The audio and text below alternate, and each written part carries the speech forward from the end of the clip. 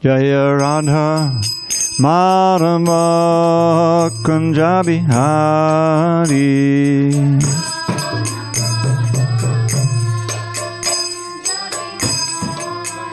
Jaya Radha Madhava Kunja Bihari.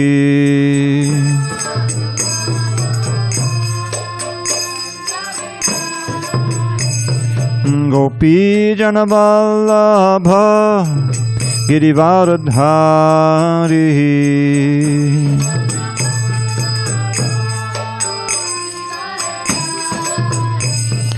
Gopi Jana Vallabha Girivardhari.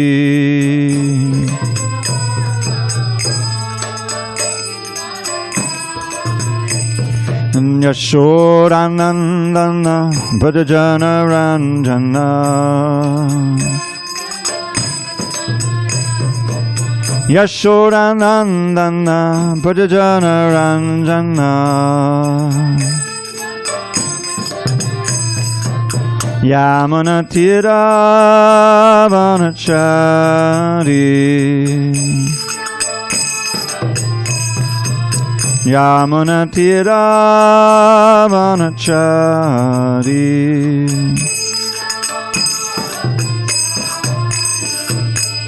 Hare Krishna, Hare Krishna, Krishna Krishna, Hare Hare, Hare Rama, Hare Rama, Rama Rama, Hare Hare.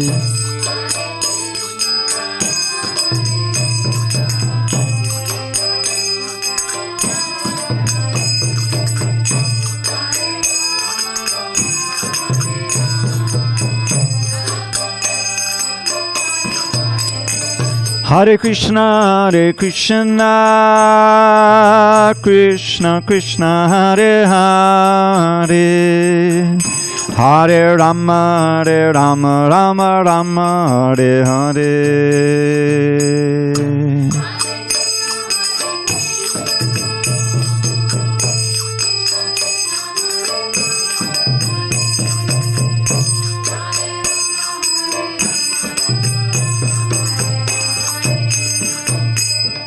Jaya Radha Madhava Kunja Bihari.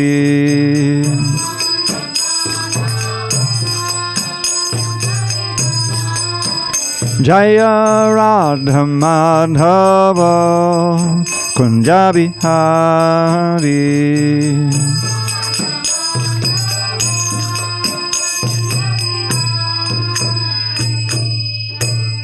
Jai Om Vishnupad Paramahansa Bhagavad-gita Ashtotar Shri Srimad Divine Grace Srila A.C. Bhaktivedanta Swami Prabhupada Ki Jai.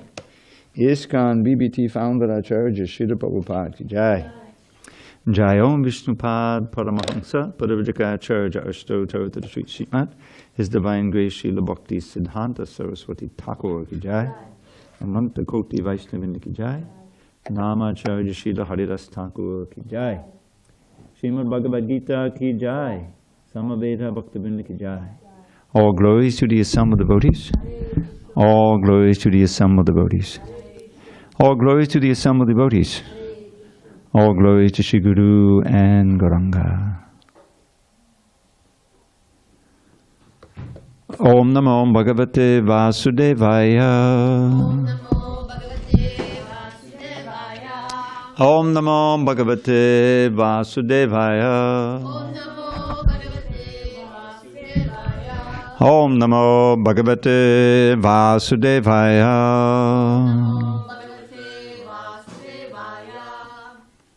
Now, 26? Okay. All right.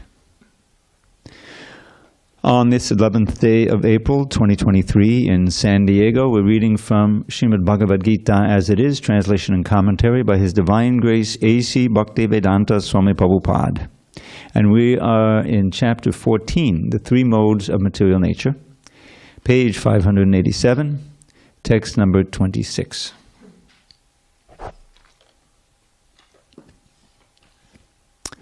Mam Chayo Avyabhicharena Bhakti Yogena Sevate Sagunan Samatityaitan Brahma Bhuyaya Kalpate Mang Chayo Vibhicharena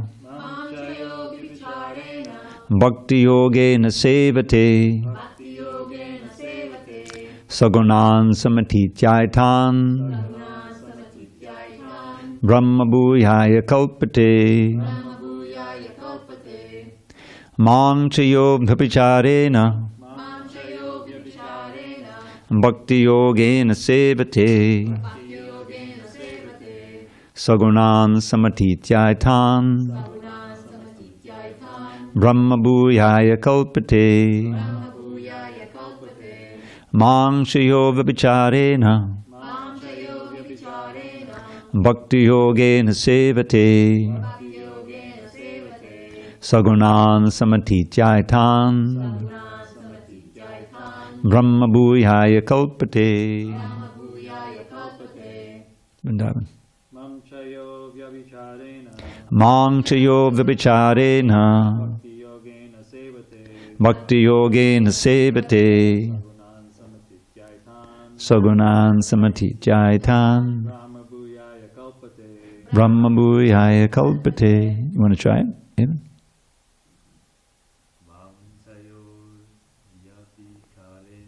Mam Chayo Vibhicharena Bhakti Yogena Sevate Sagunan Samatityaitan Brahma Bhuyaya Kalpate. Yeah. Mang Chayo Vibhicharena Bhakti Yogena Sevate Sagunan Samatityaitan Brahma Bhuyaya Kalpate. Mang Chayo Vibhicharena Bhakti Yogena Sevate Sagunan Samatityaitan Brahma Bhuyaya Kalpate. Mam, unto me, cha, also yaha, a person who, avyabhicharena, without fail, bhakti yogena, by devotional service, sevate, renders service, saha, he, gunan, the modes of material nature, samatitya, transcending, etan, all these, Brahma Bhuyaya, elevated to the Brahman platform. Kalpate, becomes. Translation. Lord Krishna says to Arjuna, one who engages in full devotional service, unfailing in all circumstances, at once transcends the modes of material nature and thus comes to the level of Brahman. Purport. This verse is a reply to Arjuna's third question. What is the means of attaining to the transcendental position? As explained before, the material world is acting under the spell of the modes of material nature. One should not be disturbed by the activities of the modes of nature. Instead of putting his consciousness into such activities, he may transfer his consciousness to Krishna activities. Krishna activities are known as bhakti yoga, always acting for Krishna. This includes not only Krishna, but his different plenary expansions such as Rama and Narayana. He has innumerable expansions. One who is engaged in the service of any of the forms of Krishna or of his plenary expansions is considered to be transcendentally situated. One should also note that all the forms of Krishna are fully transcendental, blissful, full of knowledge, and eternal. Such personalities of Godhead are omnipotent and omniscient, and they possess all transcendental qualities. So if one engages himself in the service of Krishna or his plenary expansions with unfailing determination, although these modes of material nature are very difficult to overcome, one can overcome them easily. This has already been explained in the 7th chapter. One who surrenders unto Krishna at once surmounts the influence of the modes of material nature. To be in Krishna consciousness or in devotional service means to acquire equality with Krishna. The Lord says that His nature is eternal, blissful, and full of knowledge. And the living entities are part and parcel of the Supreme, as gold particles are part of a gold mine. Thus the living entity in his spiritual position is as good as gold, as good as Krishna in quality. The difference of individuality continues. Otherwise there would be no question of Bhakti Yoga. Bhakti Yoga means that the Lord is there, the devotee is there, and the activity of exchange of love between the Lord and the devotee is there. Therefore, the individuality of two persons is present in the Supreme Personality of Godhead and the individual person.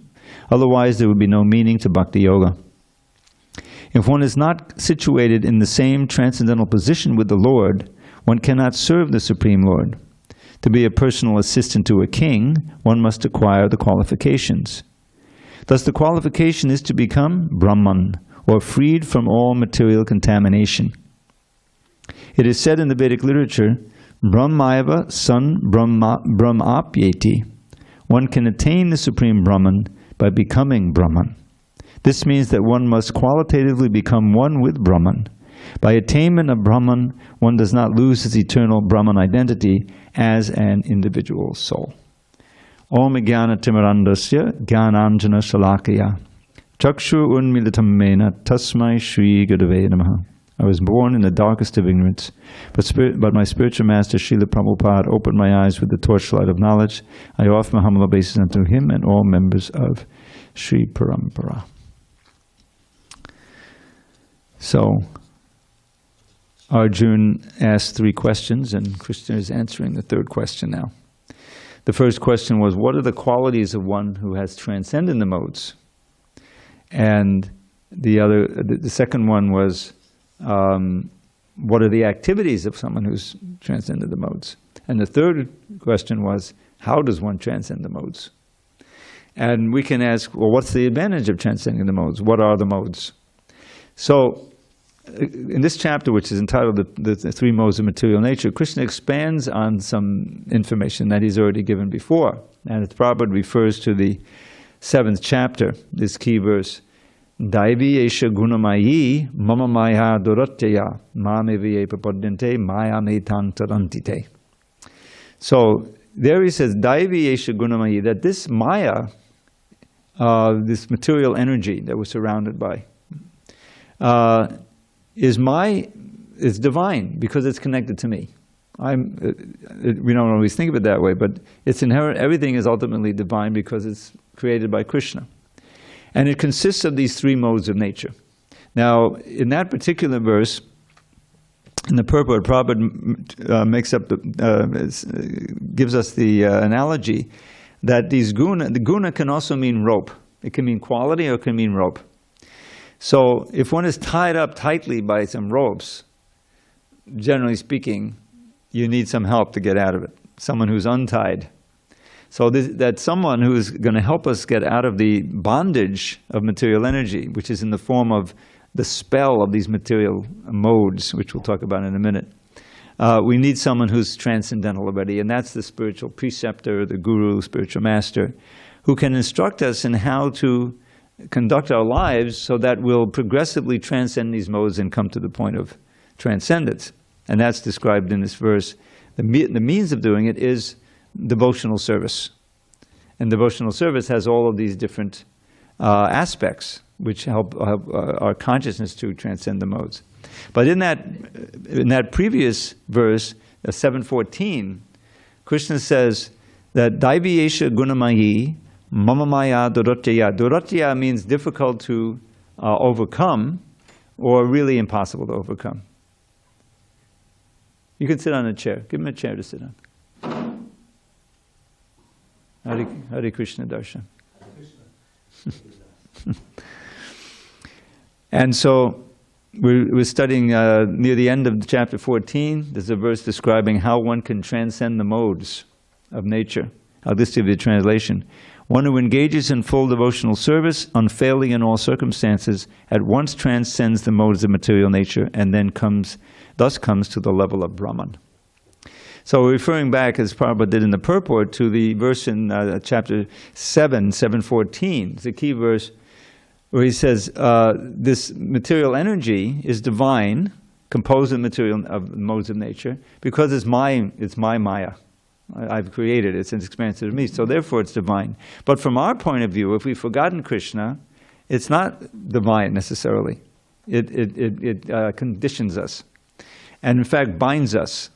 Mama Maya Duratya. So he said it's very difficult to overcome.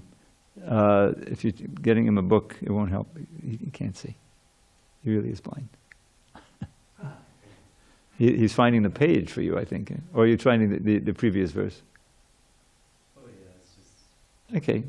Anyway, it's all auspicious. You've got the Bhagavad Gita in your hand, so I'll let you... So back to our verse. So he says, it's very difficult to overcome. You cannot... Okay. Hare Krishna. We can't escape from this these modes of nature any more than we could untie ourselves if we're tightly bound by 3 very powerful ropes. We need someone to help us. And that ultimately the help comes always from Krishna, but it comes through his representatives. And so what Krishna says in the rest of that verse is, Ma me vyepapadnite maya me tang tarantite, the one who surrenders unto me, which is the essence of what bhakti, that's the foundation of bhakti, can easily cross beyond it. Now why is that? Because Krishna is himself transcendental to the modes. He's not affected by goodness, passion, and ignorance. And if we surrender to them, it means that we will be serving his desires, and because they're his desires, then we will also be transcendental to the modes. How can you tell? Well, you can experience that.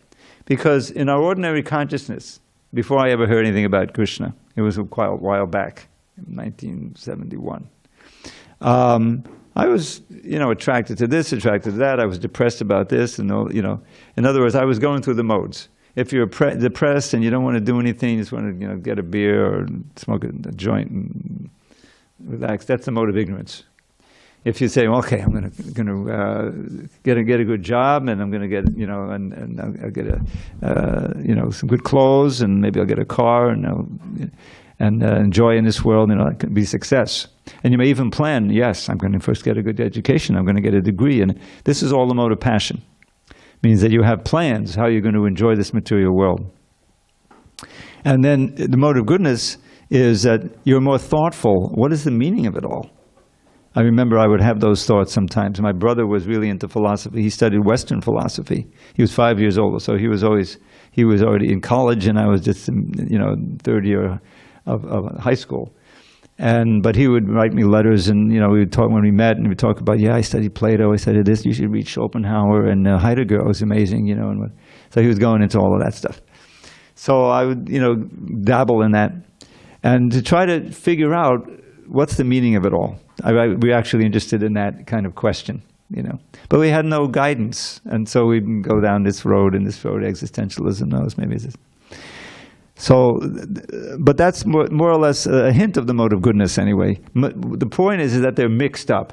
You'll be in the mode of goodness for a while, and you'll be, you want to just contemplate things and really figure out what's going on. And then you'd say, okay, that's enough of that, let's party. And then say you're in the mode of goodness, and then, or passion, and then, you may take some intoxication, you crash, you're in the mode of ignorance. So they're fighting all the time. This is mentioned in the Gita also, that sometimes goodness is ascendant, sometimes passion, sometimes ignorance. But that means one or the other, you're bound. Even the mode of goodness, as I like to say, is not good enough. It doesn't solve your main problem, which is the conditioning by the material body and your ignorance. We don't know who we are. We're identifying with the body. I have a certain gender, I have a certain color, I have a certain age, I have a certain weight. No, you don't. That's your body. If you identify completely with the body that you're in, that's called conditioning, and that's called suffering. Because that means that the interests of the body are your interests. But the problem is that eventually the body becomes no longer a source of pleasure, but it's a source of pain and fear, because it's failing. One way or another, it's going to fail sooner or later. And all your plans to enjoy and all of to make a place of safety, security, and happiness in this world must fail, just by the force of time. Kalos mi loka chaykut pavido. Krishna says, I am time, and I've come to destroy everyone and destroy everything. So, is there any escape from this? And the answer is yes. We need the truth. We need instruction. And Krishna gives it to us right at the beginning of Bhagavad Gita. You're not that body. You don't die. You're not born. Najayate mriyate vakadacha. And this is a key verse at the beginning of chapter 2. Prabhupada quote all the time. For the soul, the self, the Atma, there's never birth nor death at any time. No souls are coming into being. They already exist. They never came into being. They're not coming into being, and they won't come into being in the future. They already exist eternally. There's no birth, no death. Ajo, Nitya, Shashvata, Yam Purana. He says the same thing in 4 different ways. He's unborn, eternal, ever-existing, and primeval. The soul is not slain when the body is slain.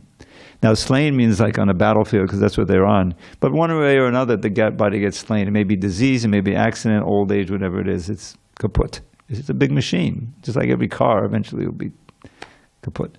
So then what? Is that the end of you? No. Then you go on to another body. Well, what determines which body you go to? There's trillions of them. Your consciousness. What you've cultivated in this lifetime. If you've been really in the modes of nature, means that you committed all kinds of sins, which means violating the laws of God, the laws of nature, then there's a good chance, especially in this age, you're going to lose the human form of life. And you go down. You don't die, but you go down to a very, cat, a dog, an insect or something. And then you have to live through that, and then go up, up, up, up. It may take you years, decades, 100 years to come back to human form or more. So what's the value of the human form? The human form of life is the only form in which we can inquire into these questions and get the intellect, strengthen the intelligence so that we can control the impulses of the lower self, which is the mind and the senses, which are always dragging us one mode or another away from Krishna. That's why we're here. So this movement that Srila Prabhupada started, he didn't start the movement. He's carrying it forward from previous acharyas and from Lord Chaitanya, from God himself, and from Krishna himself, which is the only motive that Prabhupada had, that Srila Prabhupada had, the founder acharya, spiritual master, was to do good to others, to help others, to get them out of the extreme suffering position of forgetting Krishna and identifying with the body and periodic dying and birth, death, old age, disease, again and again and again. That's the basic principle. That it was complete compassion and sacrifice. So these books are the most valuable legacy and most influential legacy. Millions and millions all over the world are being distributed, they're being read in many, many different languages. And I had the great good fortune of playing a small part in producing the books over the years. So I'm very, very fortunate to have that. And this is a very key verse in the Bhagavad Gita, that one who mamchi avyabhichari is an important word. It means without fail, without deviation, because after all, we have free will. We can start chanting and we can stop chanting. We can start trying to follow the principles, which are austere. This is just like anything. You want to become a great athlete, a great musician, a great teacher, a doctor, there's austerity. You have to study from someone in the books that know. You have to train your senses and your muscles, especially in athletics. So you're able to compete. And at the end, is the fruit of the whole thing, fame and wealth. Basically famous. Which doesn't last forever. Lasts until your body dies. So. It's all simply, Maya's trick, alluring us away from Krishna, because we wanted that. The reason why we forgot Krishna is because we wanted to forget Krishna, so that we could try to enjoy it in this world. So that was a big mistake, and we can rectify the mistake systematically by the process of bhakti. So avyabhichari means this. Welcome, nice to see you again. Hare Krishna. is that without deviation, in the Srimad Bhagavatam, first canto, second chapter, text 6, Krishna gives this definition of dharma, which pertains to this idea of avyabhichari. And he says, what is real dharma? We should be concerned about that we are following the dharma, that's the actual dharma for human beings. And so right at the beginning of Bhagavatam, it's the second chapter out of like hundreds of chapters, you know. So I remark is that they put this whole complete lesson in there, you know, in the second chapter of the Bhagavatam, because these Kali Yugites, are they really going to get through 18,000 verses of the Bhagavatam? So we put the whole thing in, you know, if you just get through the second chapter, you're on your way. So he says, what is real dharma? What is that dharma by which the soul can be completely satisfied? Which you never are in the material thing. There's always the time factor. So he has this verse, Sabai pungsang paro dharmo yato bhaktir adhokshije ahaitu pratayata yayatma suprasidati. Suprasidati means complete satisfaction. This dharma alone can give complete satisfaction to the soul. So what does he say? Paro dharma, the supreme dharma. Dharma means a set of activities and values that you live by and that allows you to progress toward the actual goal. That's real dharma, a goal of life, which is liberation from birth and death, preliminarily. Yato bhaktir adhochide, that dharma which engenders, which produces devotion, loving devotion to adhokshaja, very significant name of God. It's not a name that the Vrindavanites, no, it's not a name like Yashodanandana or Nandana. No, but it's a very important name. Ada Akshaja, it's made of 3 syllables. Ja is short for Janma. Janma means birth. So what is Akshaja? It means knowledge that comes from your senses, that you can gather by your senses and mind, you know, through the scientific method. That knowledge Krishna pushes down. He's transcendental to that. You cannot find out God by investigating the material energy. That's not the means of doing it. It has to come really through revelation. When you please Him, He reveals Himself more and more. That's how you know it. So, that which engenders bhakti to this transcendent Lord, well, how do I know what He looks like? How can I develop bhakti or love for something? That, you have to rely on the Lord from reaching out and making Himself visible. And making Himself audible through the sound. The sound, because the name Krishna and Krishna Himself are non-different, which is completely inconceivable in our material life. But you find that if you actually chant this mantra, it doesn't matter if you do as an experiment somehow or other, but you're chanting with some attention, it affects your consciousness. You have an experience of transcendent happiness. It's not something you can hold on to, usually, because you have to stop chanting and you get distracted. But you have that experience. And so Krishna reaches out through this mantra. And it's given to us by Krishna in the form of Lord Chaitanya. In this age, Hare Nama eva kevalam kalau nasteva gataranyata. We used to sing this on Harinam. Harinama, Harinama, Harinama, between the Hare Krishnas. Anyway, so the meaning of it is I put into a little poem. If you want to achieve the supreme goal of life in this age, when dissension and chaos abound, there is no other way, there is no other way, there is no other way that can ever be found. But to chant Krishna's name, but to chant Krishna's name, but to chant Krishna's name with a stout-hearted vow, and to pray, O Lord Krishna, O friend of the poor, let my head ever unto your lotus feet bow. I kind of added something there to fill out the verse. But that goes with the Trinadapi Sunichena, how to chant. So the point is that we're in the human form of life, we're at least somewhat interested in Bhagavad Gita, or you wouldn't be sitting here, and therefore very, very rare. Now we should take the next step if we're not already. Most of us are chanting, obviously, and take up the process in its most easy form, which is just to chant this mantra. I notice you have beads there. Do you use them to chant Hare Krishna? You chant Hare Krishna. Okay, so you're already doing it. That's why you're here. So this process, and Lord Chaitanya, he says it right in his first verse there of the Shikshastika. Cheto darpana marjanam bhavamahada vagni nirvapanam. So very poetic. this material world is like a big ocean of birth, death, old age, and disease. And it's a big ocean and at the same time like a forest fire, right?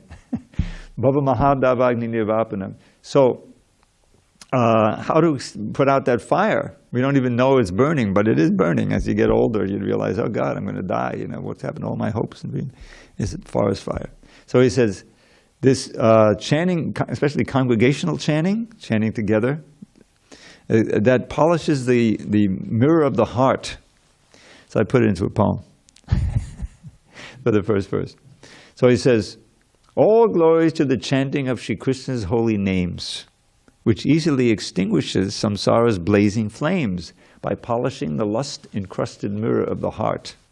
That chanting is the waxing moon that knows the secret art of causing the white lotus of good fortune to unfurl its petals far and wide throughout this bleak and blighted world. Of transcendental knowledge, which will take us to life's goal, the chanting of the name of Krishna is the life and soul. The ocean of ecstatic bliss floods far beyond its bounds wherever Krishna's merciful and mystic name resounds. Indeed, whenever Krishna's names are sung in congregation, at every step one tastes a joy that knows no limitation. So hear with great attention as I earnestly request, please chant Shri Krishna's holy names and be supremely blessed. The soothing nectar of the name will bathe your consciousness, bestow pure love for Krishna, and eradicate distress. In that one verse, he summarized the whole Hare Krishna movement. This is Lord Chaitanya, who is Krishna himself, speaking. He wrote that verse. And he goes on. I won't go into the whole thing right now. But that's reality. That's the truth. And he showed it in his lifetime. You know, when he was with us, when he was manifest. He went to South India and he was chanting. And just by seeing him chant, people would join in and they would retain prema just by that one experience. You know, he was spreading everywhere. So this movement is directly descended from Lord Chaitanya's teaching and embodies his teachings. When we read the purports here, we're reading purports that Prabhupada relied on Baladeva Vijayabhushan's commentary to write, and he's a direct descendant of, you know, the Goswamis, Rupa Goswami and Vishwanath Chakravarti, like that. So we have a tremendous opportunity here, and this verse is so direct and explicit. One can transcend these modes, which is so valuable because then you can break free from the bonds of the gunas and the ropes. So go on, Brahma Bhuya, and attain the Brahman state, this transcendental state, when you're not controlled by the material energy. Now there's a certain puzzle that comes up here because a few chapters later, we have the verse, Brahma Bhuta Prasanatma Nasochati Nakangshati Samak Sarveshu Buddheshu Madbhaktim Labate Param. And in that verse, it's in the 18th chapter, I think it's 54th verse, Krishna says, and he describes how one comes to this Brahma Bhuta platform, which is the transcendental platform beyond the modes of nature. So then, here's the qualities. One is prasanatma, naturally joyful. We should understand that our natural state is to be always joyful, full of ananda. I'm not always full of ananda. I mean, I don't know about you. But you're not Krishna conscious, you know, for even a few minutes, the modes take over and there's dissatisfaction. You may not be in great distress, but you're not you're not satisfied. So here we say Brahma Bhuta, if someone is transcendental and he's come to, then you're naturally joyful. Nashochati Nakangchati, which is the symptoms are you don't lament for anything and you don't hanker for anything. You already got everything. You've got Krishna, you know, in your heart. And it's a constant source of happiness. Anything may happen, even some deadly disease or whatever, and you're still calm and collected. We've seen that with some of the devotees who passed away here. Vijayendrananda, he was just completely peaceful. And this young lady, she was 36, I think, Shamali, when she passed. She wasn't here, she grew up here, but she was in Florida. And she had some friends all over the world. You know, her spiritual master was in Vrindavan. He was staying on the phone with her for hours. And she was completely peaceful when she passed. She had cancer, unfortunately, you know. So it's possible even for us.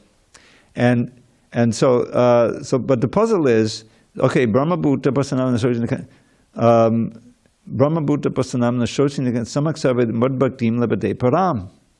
So it says in that Brahma Bhuta, which is characterized by being joyful, not hankering, not lamenting for anything, So one sees equally everyone because he sees everyone as a spirit soul. Then one attains bhakti. But here it says that by bhakti, one attains the Brahmabhuta. So which comes first, the Brahmabhuta or the bhakti? Here it says the bhakti comes, and then one comes to the stage of Brahmabhuta, Bhuya Kalpa, the transcendence. But the other one says one can Brahmabhuta, and then he can Mad Bhakti Mlabhate Param. So I think the solution to the riddle. Here he's talking about bhakti yoga. In the other one he's talking about bhakti. Bhakti yoga culminates in bhakti. The gopis are not practicing bhakti yoga. They're not practicing at all. They're situated in prema bhakti, the state, eternally. You see what I'm saying? So here it's saying that by practicing bhakti yoga, one comes to the stage of Brahmabhuta. And in Brahmabhuta, one attains pure bhakti. In that state, you're transcendental. And the culmination of that state is to be situated in pure devotional service to Krishna and forever in the spiritual world. So that's the answer. But we very much need this point, that to learn how to practice bhakti yoga without interruption and without motivation. That's also part of that verse in the second chapter, first canto.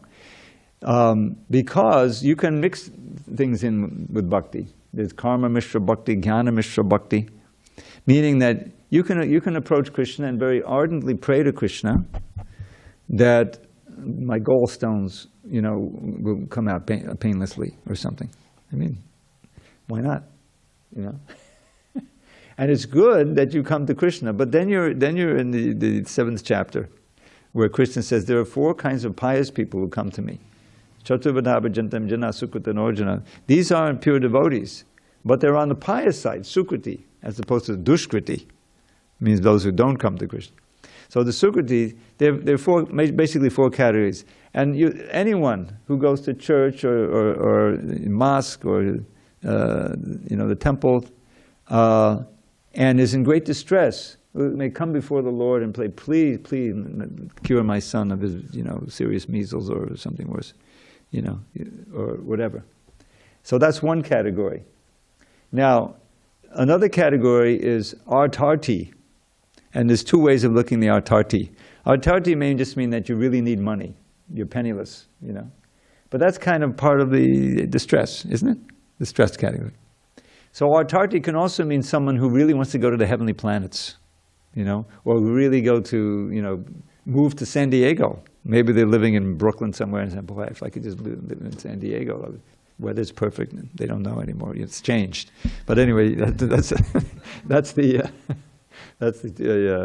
reputation. So they may go to the temple and ardently pray to God or ardently pray to Krishna, whatever.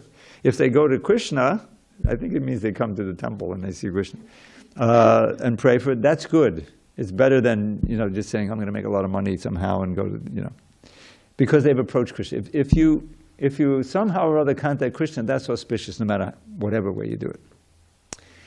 Then there's a third one. These are all progressively better, and there was curious about it. They don't know anything, but somehow they saw the Hare Krishna dancing on the street, or they heard that they have nice feasts there. So let me check it out. So you see, some people come, and sometimes you can tell they're a first timer. They're standing in the back, looking, and they go, all right, let me check it out. But I'm not going to let them in. There's mudras. You can watch for the mudra when the curtain's open if everyone stays here. Radharani has this abhaya mudra. Abhaya means fearlessness.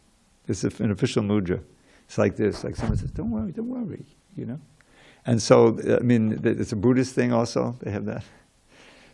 But if you're standing like this or, whatever, all kinds of mudras. So, really, the mudra should be this when we see Krishna. Save me, or all glories. Lord Chaitanya has a mudra, when he's dancing like this. So unmotivated, there you go. So unmotivated and uninterrupted. The uninterrupted part is not easy because the modes take over, you get interrupted. So, but that's the goal. Unmotivated means that you take your pleasure in the pleasure of God. It's simple. That's the essence of bhakti. You take your pleasure only in the pleasure of Krishna. Now, where do we find that in the material world? Well, you really don't find that, but the closest approximation is like a mother's love for the child. A little baby who's helpless. The mother is happy. If the child is happy, if their little smile comes out with no teeth, oh, God. That makes the mother's day, right? In other words, she's not expecting anything that the child is going to give. Just that the child is happy and healthy, that's it. That's selflessness. That's the closest thing we have. So when you're happy, if Krishna is happy, that's the essence. You take your pleasure in it. Now, scientifically, we should know that if we continue, we're able to reach that state, then we're also able to participate in Krishna's happiness. He's anandamaya vyasat. He's always blissful, whatever he does. He may be killing a demon or whatever, but if you were God, wouldn't you be always blissful? Would you say, nah, I think I'll have a little misery today? No. And all varieties of bliss, right? So he takes a pleasure in the most wholesome way, which is the exchange of love. That's where, whatever happiness is in this world, really that's where it culminates, isn't it? But it's flickering, it ends, because it's based on material identification. But when it's eternal in the spirit, you're thinking about, Krishna is eternally manifest, and you're in your eternal body, your form, the original form, Sarup, then there's no need to end it. There's just varieties, all varieties of loving exchange. And you read what's going on with Krishna in Vrindavan, Krishna book, you'll see how that manifests. So that avyabhichari or what is it? And apratiyata, the same thing, means uninterrupted and unmotivated, no personal motivation. That's our natural state. And we somehow or other, because we have free will, we have that minute free will, we decided to leave that, to try to go out on our own and be Krishna rather than serve Krishna. And it's been who knows how many millions and billions of years we've been going different body. And every so often we come to the human body, and that's the chance to get out of this. And so I'm going to chant one of my favorite verses, maybe you've heard it. There's actually, I'll give you 3 boat verses. There's 3 boats. This is the third one that many people don't know in the 12th canto. So the most famous one is Krishna speaking. He says, this human body is the best boat to cross over the ocean of birth and death. Nirdehamadhyam sulabham sudurlabham plavam sukalpam gurukarnadharam mayanukulena nabasviteritam puman bababdim natsaret sa'atmaha. So he says, Nir is short for Nara. It means the human body. Nirdeyam adyam means full of all qualifications as a boat. Adyam, sulabham, sudurlabham. This is a play on word because these words are opposite. Sulabham means that easy to get, and sudurlabham means very difficult to get. But sulabham also means rare. So this means that we automatically come to the human form. Every soul gets a chance eventually. You see, so in that way it's sulabham. You don't have to do anything, you just go through all those other bodies and eventually you come to the human form. But it's sudurlabham, meaning that there's only 8 billion of us on this planet. How many mosquitoes are there in Africa? 100 trillion? I don't know. But yeah, and that's just mosquitoes. In other words, whenever you see a lawn, know that every one of those little blades of grass is another living entity. That lawn itself is 100 million souls, just like us. And after the grass will die or get mowed away, and they'll come up to there's a flower or something, gradually. That's how it works. Because it's all consciousness. The soul never dies. It's always there, but it can be covered over like anything. But just by being, these lower animals and plants, they don't form any karma. They're just working off old karma. Human beings, because we're responsible, we have the intelligence. So, sulabham sudurlabham. So now you have this boat. Plavam sukalpam means a very nicely constructed boat. But you need a captain of the ship. That's the guru, the spiritual preceptor. Guru Karnadara. Karnadara, I don't know why it means that, but it means captain. But you need favorable winds. It's one of those old sailboats, you see, in the 1890s. And the favorable winds are the words of Krishna. Krishna speaking, I'm providing the favorable winds with the Vedas, the Bhagavad Gita. This Bhagavad Gita is one of those favorite. Nambasviteranam. Puman Bhavabdim. Bhavabdim means the ocean of birth and death. So someone with all these advantages, the good boat, the favorable winds, the nice competent captain, does not cross over the ocean of birth and death, is committing spiritual suicide. So that's our first boat verse. Then the next boat verse is one you know, I think, maybe. I heard you can't chant it one time. Samashitaye padapallavapravam. Mahatpadam punya yasho marare. Bhavambudir, here's the same thing. Bhavambudir, the ocean of birth and death. Bhavambudir vatsapadam param padam padam padam yadvipadam natesham. You have to be deaf not to hear the poetry in that verse. So in this case, Krishna's lotus feet are the boat. One who has taken full shelter of Krishna's lotus, samashitaye padapallavam padam, means his lotus feet, which are a boat, which are mahatpadam, has two meanings, where all the Mahatmas stay. You know, the great souls, they like to gather around the lotus feet through service of Krishna. Or it means where the entire universe, the Mahatattva, is resting on his being. Punya Yasho Murari. Murari is the name for Krishna, the enemy, the Mura demon. And just by glorifying him, you become pious. Punya Yasha. His fame brings piety. So those who have taken that shelter, Vatsapadam Murari, Samashitaye padapallavaplavam mahatpadam punyayasho marare bhavambudir vatsapadam. The whole ocean of birth and death shrinks down into the little puddle in the calf's hoofprint. Not even a cow, a calf, which is easy to cross. Padam padam. Why? Because he's already gone to the param padam, the supreme situation. Brahman. You've attained Brahman. You've attained the spiritual world. Not for them is this place where there's vipadam, where there's danger at every step. And then the last boat, after that, I had some discussion. I'm sorry it went on like this. This is in the 12th canto, 4th chapter, near the end. It's a chapter that's a little bit depressing, if you don't, you're not taking it the right way. It's about all different kinds of annihilations. The universal annihilation, the individual annihilation of the body. But then at the end, he gives a verse that describing how you can get out of all these annihilations. So this one goes like this. Sangsara sindamati dusta damutti tirshor nanyak plavo bhagavatak purushottamasya lilakatavasa nishevandamantarena pungso bhavein vivanadukadavadi tasya. So those who are situated in the samsara sindam, the ocean of samsara, birth and death, ati dushtaram, which is very difficult to cross over, but who are eager to cross over it, utti tishor. Utti tishor means those who are eager to cross over the very difficult to cross over ocean. There's no other boat. Nanakpavo bhagavatak purushottamasya lilakataras anishevanam. That's all one phrase. Means there's no other boat but cultivating the taste and the desire to hear and relish the pastimes of the Supreme Personality of Godhead, Krishna. Lilakata vasanishevanam. Rasa means the taste. Antarena. Pungso. There's no other boat.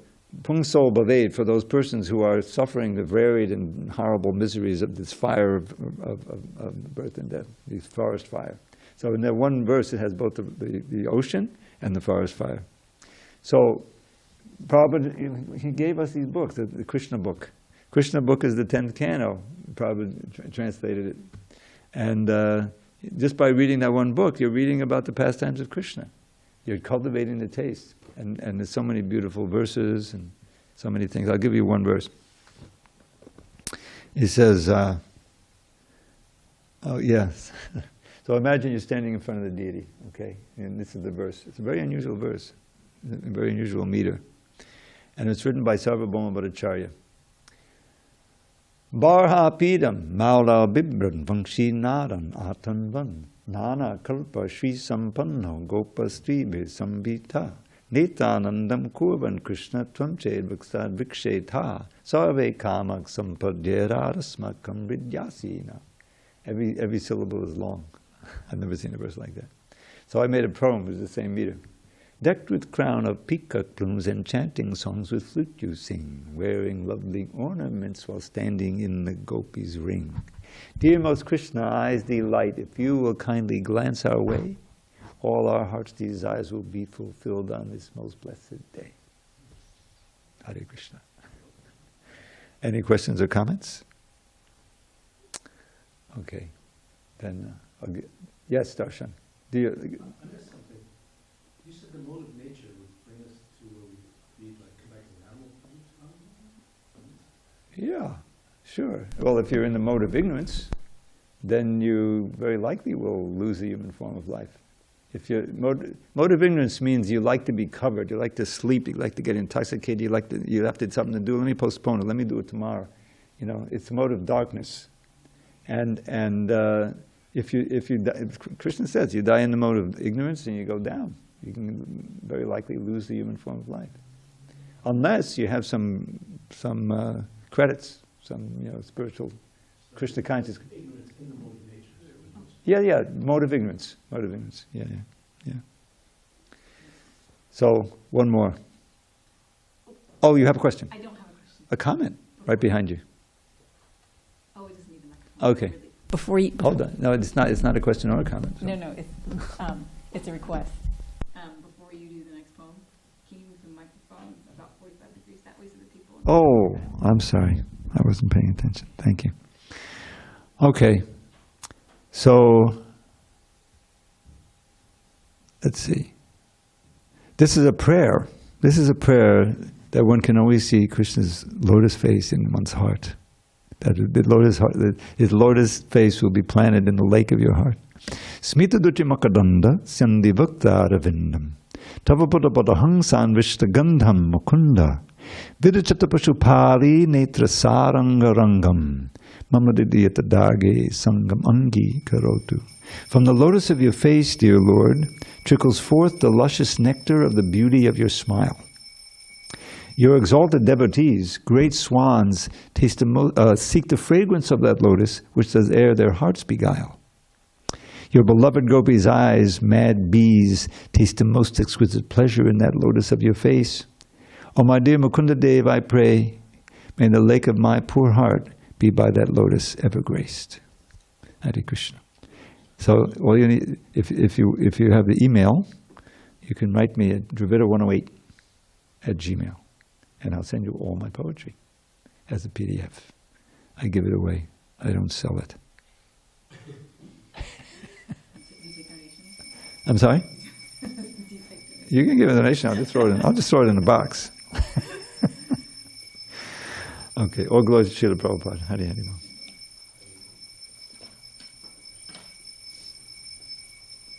By the way, the announcement, Vijay